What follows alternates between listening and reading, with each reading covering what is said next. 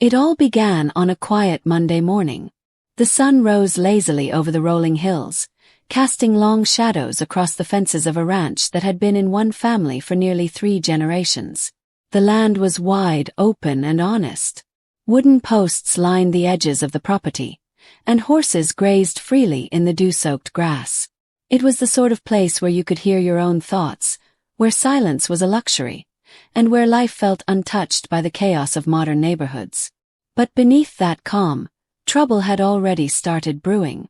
Pinned to the wrought iron gate that separated the ranch from the paved cul-de-sac beyond was a letter. Its paper flapped faintly in the morning breeze, but its words carried the weight of an ultimatum. It was stamped, signed, and sealed by the Homeowners Association, a group that had slowly begun creeping its influence into what was once free ranch land. The message was short but devastating.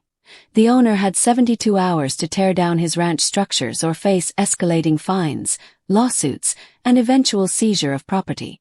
To the HOA, the sprawling wooden barns, the weathered fencing, and even the small guest house were nothing more than unauthorized structures. They claimed the ranch violated their so-called aesthetic uniformity guidelines, a set of rules written to keep every lawn trimmed, every house painted beige, and every tree approved by a committee. But to the ranch owner, those structures were lifelines. They weren't just pieces of wood and nails.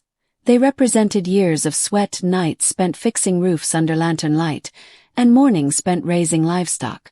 The ranch wasn't just a property. It was a legacy. The demand felt like a punch in the chest. The HOA didn't ask for compliance. They didn't offer compromise. They issued an order, as if the rancher were nothing more than a tenant living under their thumb. They gave a countdown, a clock ticking toward the destruction of everything that made the ranch what it was. Neighbors whispered about the letter. Some sympathized quietly, admitting they admired the ranch for its character and charm. Others sided with the HOA, muttering about property values, appearances, and keeping the community clean. It was the familiar divide that came whenever an HOA flexed its muscles, those who feared standing up, and those who enjoyed watching someone else being brought to their knees. Inside the ranch house, the letter lay flat on the kitchen table, its words staring back like a challenge. The rancher studied it in silence, his jaw tight, his hands steady. The HOA had made one thing clear. They expected obedience. They believed the power was theirs alone. But what the HOA didn't know, what they never seemed to consider, was that this ranch wasn't just land. It was leverage. Buried in the paperwork of property deeds and community agreements was a detail so often overlooked that no one in the HOA had bothered to notice. The land on which half the HOA's manicured homes stood had once belonged to the ranch, carved up in a deal struck years ago. And tucked into that deal was a clause, an arrangement about shared access, utilities, and ground rents. It meant that while the HOA could threaten to fine, the rancher had the power to raise the costs of their very existence. The 72-hour deadline wasn't just a warning. It was a spark. And as the rancher folded the letter, a plan was already forming. The HOA believed they had cornered him. But what they had really done was give him a reason to fight, and a way to make them feel the cost of their arrogance. As the sun dipped low that evening, casting the ranch in golden light, the stage was set. The HOA thought they had issued an order. Instead, they had just opened the first chapter of a battle that would shake their grip on the entire community. The countdown had begun, but not the way the HOA intended. The next morning arrived with a quiet tension in the air. The horses still grazed in the pasture. The barn doors still creaked open in the wind, but the ranch no longer felt like the peaceful refuge it had always been. The 72-hour deadline loomed like a shadow. Every tick of the clock was meant to break the spirit of the rancher, to remind him of his powerlessness. But instead of fear, it fueled resolve. The HOA's letter had triggered something, a memory of an old contract, a dusty folder kept in a metal filing cabinet tucked away in the ranch office. That contract had been signed years earlier, long before the current board of the HOA had even existed.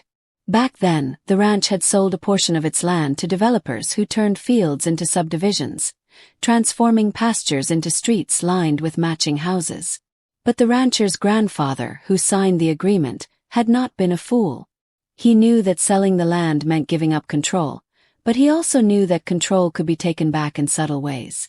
So in the fine print of the deal, buried in dense legal language, was a clause. The newly built homes on the sold portion of land would remain subject to ground rent payments to the original ranch property. It was a small, almost symbolic amount at first, something few residents even noticed, like a token acknowledgement of the land's history. But the key detail was that the ranch retained the right to adjust those rates at will, provided notice was given in writing. For years no one had exercised that right. The payments stayed low, a mere formality.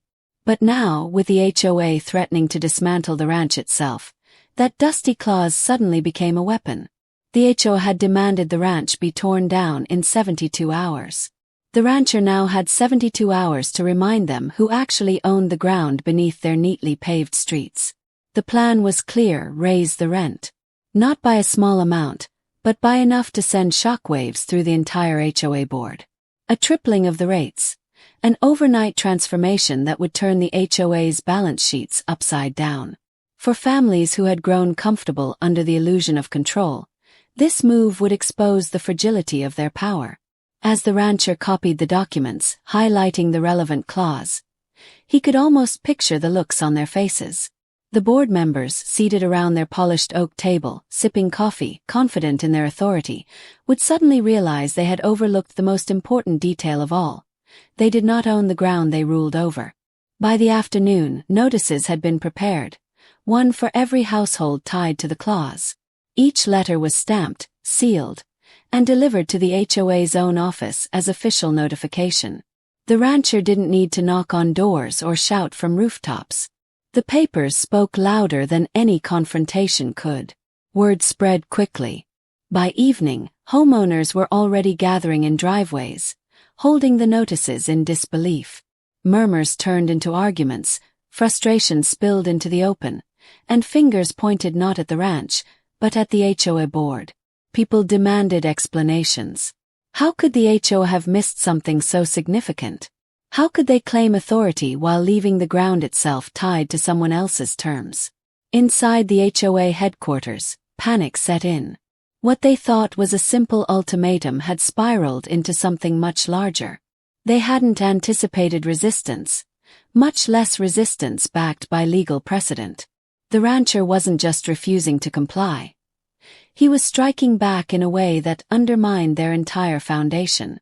The first calls came late that night. Board members tried to frame it as a misunderstanding, urging the rancher to reconsider. They spoke of compromise, of finding middle ground. But the rancher knew what they were really afraid of. They weren't worried about barns or fences. They were worried about the backlash of the very neighbors they claimed to protect. The HOA had tried to crush the ranch in 72 hours. Now, in less than a single day, their control over the community had begun to unravel. And as the second day dawned, the battle lines were drawn more clearly than ever. The ranch stood firm, its fences unbroken, its barns untouched.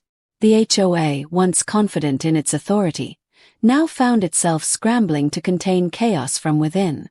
The countdown continued, but for the first time, it wasn't the rancher who had something to lose. It was the HOA. And with that, we close this chapter of the rancher's fight. A fight that began not with fists, but with paper.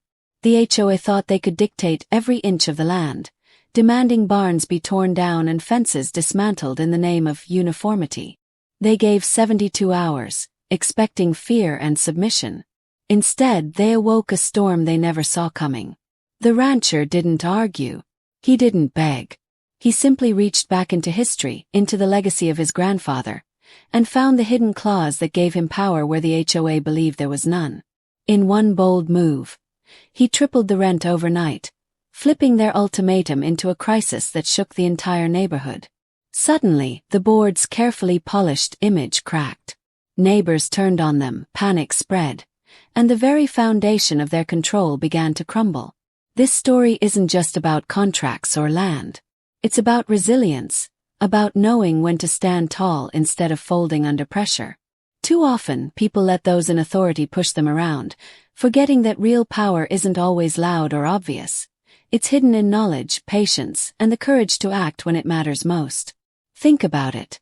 If the rancher had simply torn down his barns, the HOA would have won. But by refusing to break, he reminded everyone in that community that control only lasts until someone challenges it. So here's the question for you. In your own life, when the clock is ticking and someone tries to strip away what's yours, will you surrender? Or will you find the hidden strength that turns the tables in your favor?